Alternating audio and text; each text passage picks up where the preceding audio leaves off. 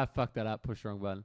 All right. We were just doing a post chats, and we thought we'd do this a little bit extra because we remembered a fucking amazing story. Yeah.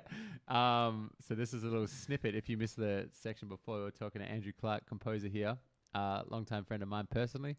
We sort of grew up together and lived together and all this kind of stuff. And now we're working together on this Wrath album with Wrath of Fenrir, who's Herb and Jesse and Aiden and me. And Andrew's working from Melbourne. Anyway, so we're chatting about it, and we just remembered a story. So if you want to hear the rest of that shit, go back and watch that hour 21 of the chat. But this is just this story. So we were living together. You can fill in the bits in here as well. Then maybe spotlight. Anyway, we're living together in Canning Highway, which is you set the scene, and I'll because the you story fill in what you were thinking initially from my I'll the inception of the event happened from what I saw, but you set the scene. Set the scene. Okay, so I'm dead to the world asleep, like fucking dead. Like this is like 2 a.m. or something. And we're living together in this house, and it's on Canning Highway, which is in Perth, Western Australia. It's called the Highway to Hell from the AC/DC songs. And so it's a pretty cool highway. My room's at the front of the house, and it's an pretty old house, but it's fucking awesome for us. Don't know how we scored it. And anyway, I'm a dead to the world asleep, 2 o'clock in the morning, having a dream, everything, like full on mouth open, like dreaming. And all of a sudden, you come flying into my room. And you're like, wake up. And I'm like, someone's dead. Something is like really bad. It was that kind of urgency in your voice where I was like, oh my God, I'm going to die. Like, what's happening? And, or someone I care about is dead. That's what I thought. You're waking me up. And I'm like, what? What's going on? You're like, there's all these people in the garage. I was like, fuck. Like, I'm like, how many? You're like, 20. And I was like, fuck. Yes. Like, and because we're on like a major highway with like, we get the odd fucking lunatic from Fremantle wander down. So I was like, 20 of them had somehow got together and now in our garage at 2 a.m. on a Saturday. So I'm like, shit. So I'm like, all right, man, what are we going to do? Like, we're going to do. And I'm like, I've got this fucking bat, cricket bat. And you had like, what did you had? You had like fucking big. I don't know.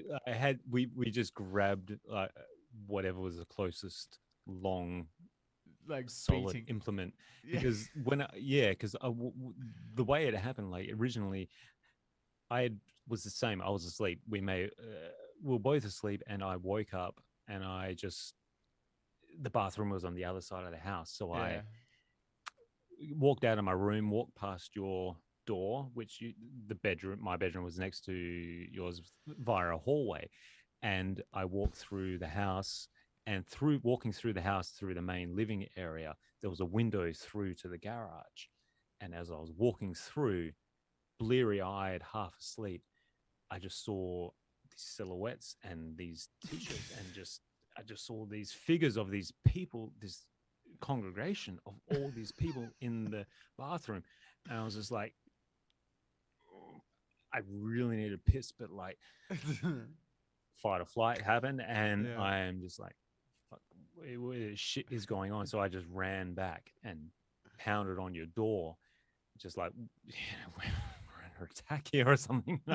And that was the urgency of my voice when I came in. I just like, there's all these people. What are we going to do? And then. All right, so then we're like standing in my room. We both got like a cricket bat. I think you had like a baseball bat, a golf club, or something like that. And so I could open my window and we could step out onto the front porch. And then we ran across. We like sniped across to the fence. We jumped down over the fence onto Canning Highway.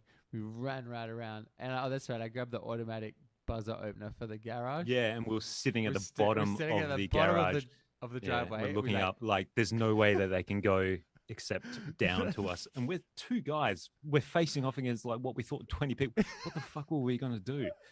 And I'm like, so I remember saying something like for Valhalla, or like, all right, this is like, this is it. You just go, it was a battle cry, whatever it was. Yeah, we're like, come on, that's it. Every man for himself. It was like some wicked cliche. I like for we Valhalla. could have just walked down the road and so we go, bah, and the door goes, grrr, and we're like, fuck, they're definitely gonna know about it.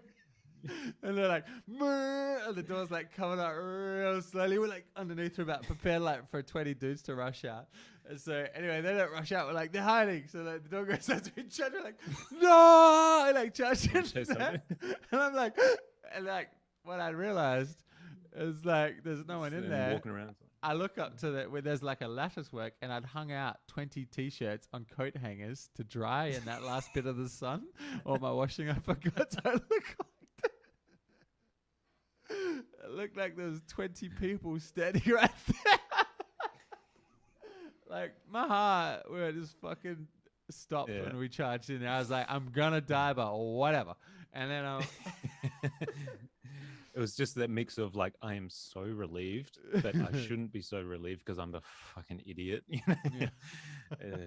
And we went back and looked, and we went back and we looked in the dark, and we were like, fair enough, that does actually look like, because the moonlight was like coming through past the shirts, and it like did look like 20 large people standing outside.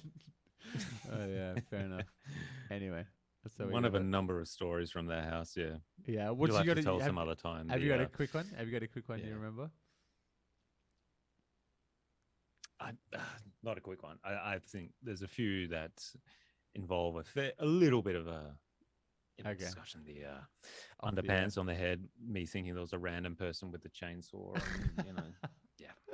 What about Andy Minetto when the chair collapsed on Andy Minetto and he got folded into a folding chair? The hovering chair. And then I just remember Nick Vizic being on the roof going, "I am king of the world," and like throwing bottles onto Cunningham. I think we packed Joel back into one of our bins as well and closed the lid. And it was at that point he was like, "I'm not coming to a party with any of you anymore because I either get thrown into a pool or put into a bin." And it's just we didn't hear from Joel for a little. I feel bad. That was the last time I chat to him, probably. All right, it went nice to some people, but yeah, anyways. We'll leave it there. We got many stories like that. But yeah, thanks for all your hard work with the Wrath stuff, and yeah, we'll be putting that out shortly. It's been a pleasure.